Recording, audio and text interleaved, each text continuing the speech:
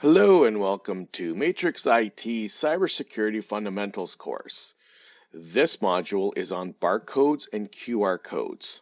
My name is Frank Fazio and I will be your instructor. Okay, barcodes and QR codes. We've all seen them. The barcodes we just see on everything, but we really don't pay attention to them. But QR codes, we start paying attention to now because it seems like everybody's using them. It's those little square, little doohickeys that we're scanning with our phones. But we'll get into it. But these can be manipulated, and I wanted to show you a few things in this module that will help you better prepare when you have to scan one of them. So, what is a barcode or QR code? A barcode is a machine-readable optical label that can contain information about the item to which it is attached, and that you see them go to the grocery store. Everything's got a barcode on it, right? It's scanned, and then the system knows how much you have to pay. A QR code, which is a quick response code, is a type of matrix barcode or two-dimensional barcode invented in 1994 by the Japanese automotive company Denso Wave. All right, so that's where we come into. We are scanning the code, the QR code, to get information or to bring us to a specific website. So now here is an example of the two. This one here is just a regular on a product, and you don't really need to scan them. It's more for machines to scan. But the QR code is more for us. You're seeing it everywhere, and by scanning it, actually some advertisers are actually putting these in their commercials on TV. Scan now, and you can go to their website, things along those lines.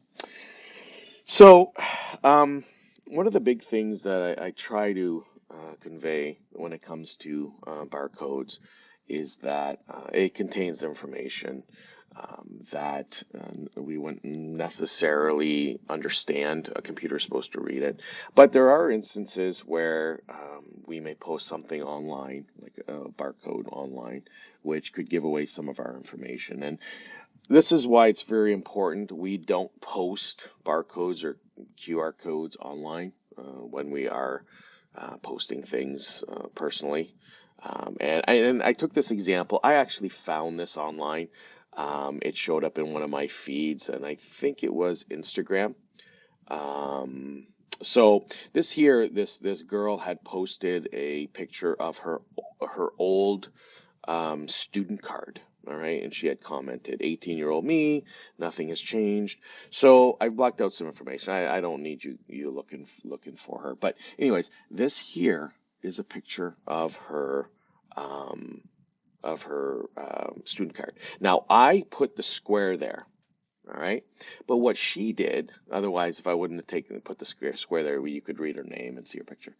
But she's the one who put this white blob over her student number, because her student number, this is her student number here underneath here. She blocked it out. That's the type of stuff we need to do. We need to start putting, squares and blobs over personal information when we post stuff online. So she did this. She blocked out her student number because she didn't want her student number getting out there. Okay.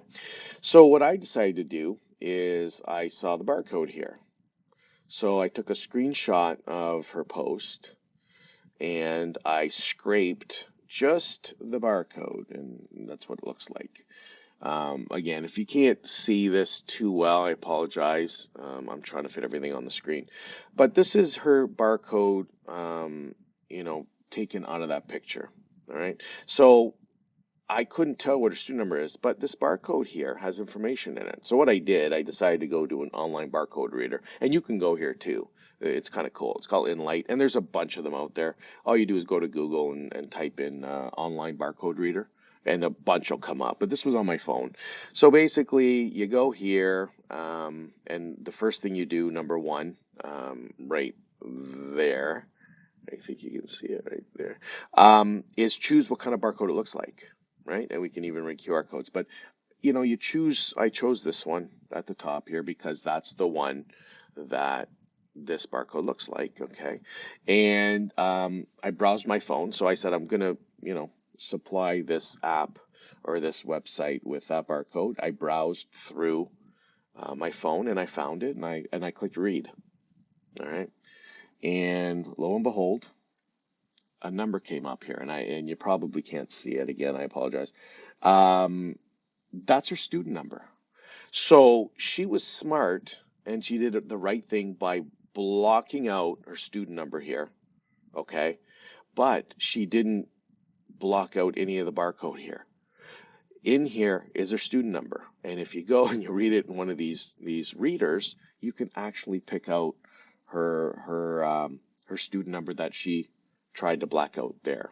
Okay, so this happens all the time. You go out on the internet, you see a ton of people posting their barcodes on documents, and they're doing a good job into blocking out the information that we can read, but the barcode is for a computer to read. And if we know where to go, we can actually decode that barcode and actually get the information that the people don't want us to have. So I wanted to show you this. That's how important it is to watch what you post online. Okay, and the next example, which is actually even crazier. This is Karsten. He was at a conference. This is from one of his videos online. So he was at a hacking conference in Germany, and he did this presentation live. And what he did was he went out on the internet and picked up a barcode off of a boarding pass. All right. So when you get on a plane, now they're on our phones, but old school is you get a boarding pass. All right, a paper boarding pass, and still to this day, it's got a barcode on it. All right, so the information here, I mean, I've blocked out a lot of it because I just don't want you going out and looking this lady up. But he went out, he found this, and he had a barcode here. So what he did live was he took the barcode and he pulled, there's a locator number out of it. I think it's called a locator number. Anyways, he pulled information out of this barcode and he went out on the internet and he knew where to go. So when you go to a travel agent, they have access to programs that allow you to change seats and stuff like that. That's their program. So he had access to one of those systems. So what he did was took the barcode, he found the certain number he was looking for in the barcode, and he went to the website he knew. He wouldn't say which one it was during the presentation, and he was able to get into her account that she had used for the airline, and he was able to, if he wanted to, change her seats. He was able to see, her boarding information, all her connectors that she was on, all by pulling the information out of this barcode. Because the information here is not, that's for humans. Okay, but when you scan this at the airport when you're boarding, it automatically makes those connections for you, and it sets you up for your flight. Well, he was able to do that. Okay, this is how, again, how important it is. Don't post your boarding passes. Now, again, this is Lufthansa that he pulled. That was the airline that this was pulled from. They got wise to it, so they've put extra protection in it now. But this is just an example of how deadly barcodes can be. He did not reveal any of her information that was sensitive. He was getting into information on the screen. Her visa or passport number, stuff like that. So he was good enough to stop the presentation before he started showing information on her. But he got that boarding pass from Instagram. He just went out to Instagram and he looked for a barcode, and this lady had posted this exact picture without the black marks. I put these in here. Without that, he actually found, this is the picture he found on Instagram, and he just used it live. Okay. And so if you were to go today to Instagram and type in hashtag boarding pass, there's over 130,000 pictures of people posting their boarding pass. And some do have the barcodes, but you can't see this one here because it's too small. But somebody blocked out, okay, the thing, and over here they blocked out the thing. But through here, there are barcodes that you can look at. Okay, and you can decode them. I really don't know where he went to be able to access her information, but he was able to do it because he knew a little bit more. He had done some research and he figured it out. So do not post your boarding passes or any barcodes out there onto the internet. Okay, it was a fun presentation. Like I said, he did it in Germany live at one of the hacker conferences, and it was actually the DEF CON 24. I think it was 24. At DEF CON, I've mentioned it before, is a hacker conference in Vegas. I like to try to go every year, and like I said, I just went to one this year, and they show how to do this kind of stuff to better protect you. Okay, so it's widely known out there, and the airlines have gotten wise to it. But there's a lot of barcodes out there. Okay, so that's the barcodes. Now the QR codes. All right.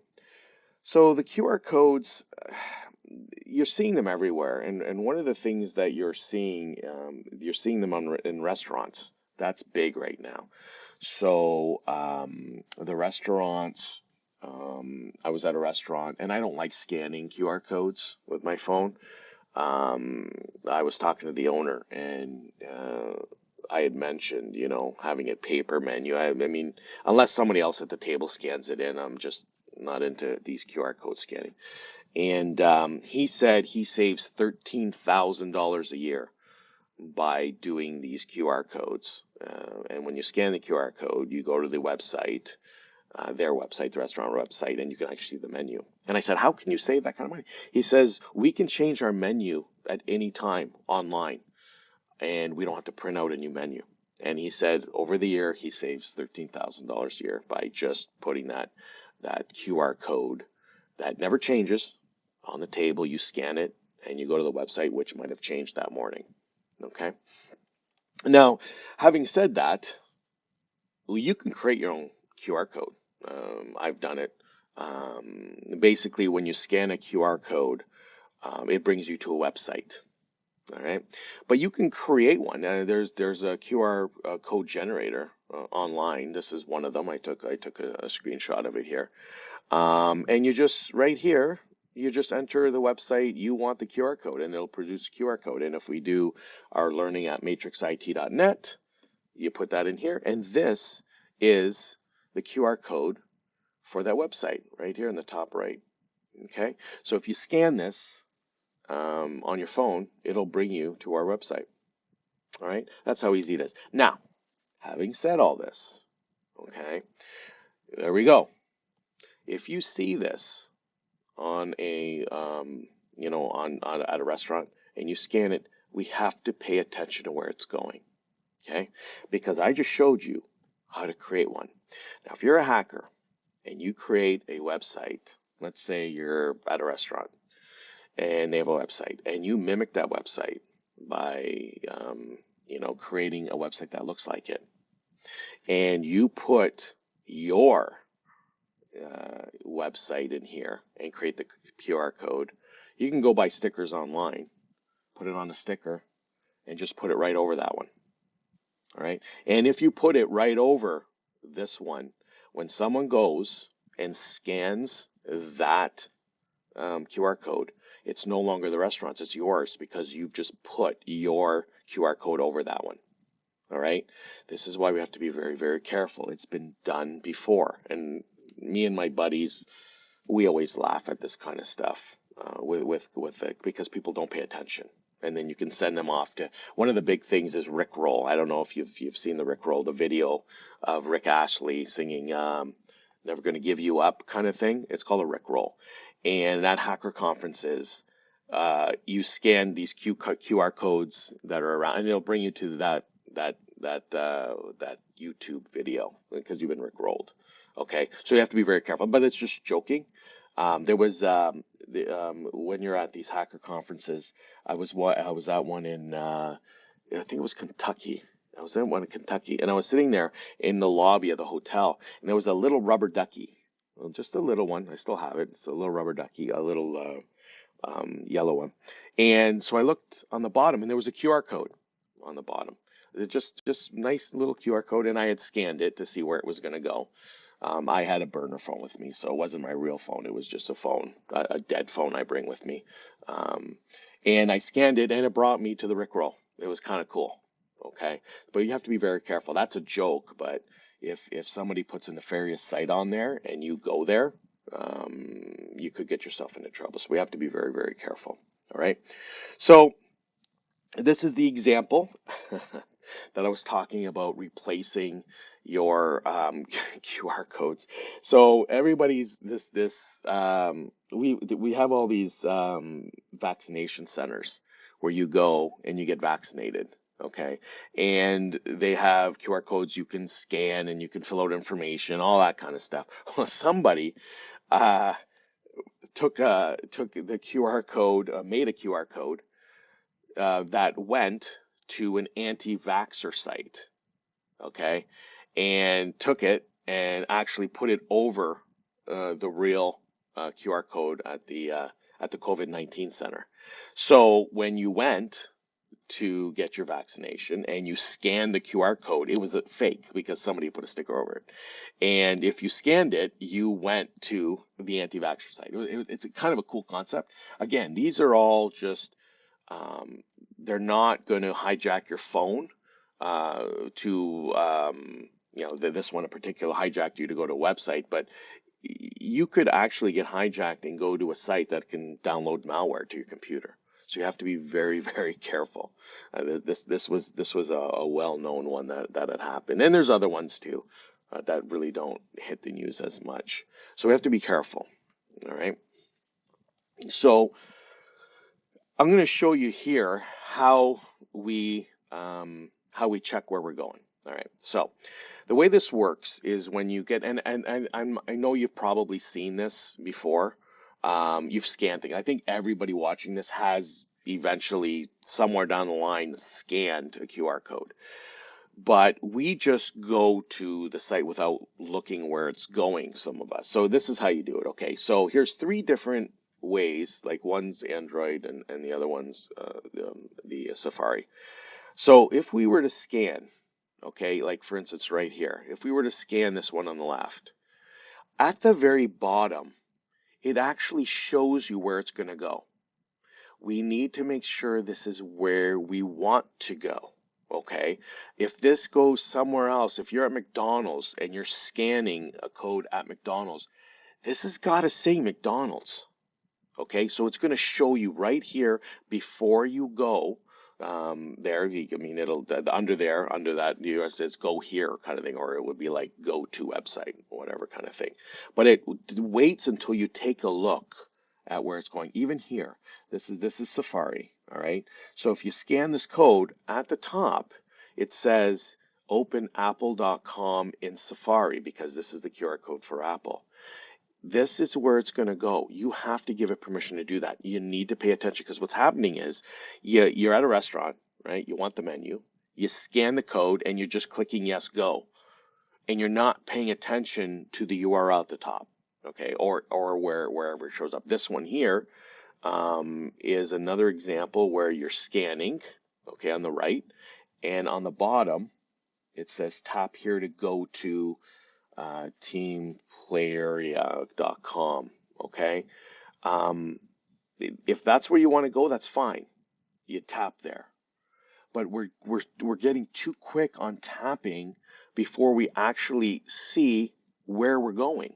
All right. So this is how you do it. When you scan, you look on your phone to where the URL is going, and you got to make sure it's the right place, because if I go in there with a sticker that goes to a different website and I put it over that menu, you're going to go somewhere else. Okay, and if I mimic that website to the restaurant, if I create a McDonald's lookalike website and say, oh, free fries, click here on that website, I can download stuff to your phone. All right. So you have to be very, very careful. This is becoming more and more common. All right. So how are we going to protect ourselves? Okay. When we need to get rid of barcodes and QR codes, what we're going to do is we're going to shred them. We're going to dispose of them like we would at work. So we're at work, and a lot of us, and I'm going to talk about this also in working remotely. I have a module called Working Remotely. I'm also going to talk about that in there. When you are getting rid of printouts that you're printing from work at home, like you're working at from home and you need to print something out that's got barcodes, confidential information, make sure you shred it or you destroy it like you would in your office. So, you go and you're in the office, you print out some paperwork and you got to get rid of it. There's usually a box there that's locked and you put the paper in and the shredder guy comes and disposes of it because it's confidential information. We need to do the same things when it comes to barcodes and QR codes. We can't be printing out stuff in our house and going and just dropping it in a recycle box. Okay, I don't know where my recycle box goes. The papers in my recycle box, I don't know where they go. If they start floating around out there and they got barcodes on them, QR codes, they can be easily read. Okay. When we scan a QR code, we have to be very, very careful that we're not scanning. When you're in an unfamiliar place. If you're in a restaurant you usually go to, you're cool. But if you're in an unfamiliar place, you want to pay attention, okay, to the URL. All right.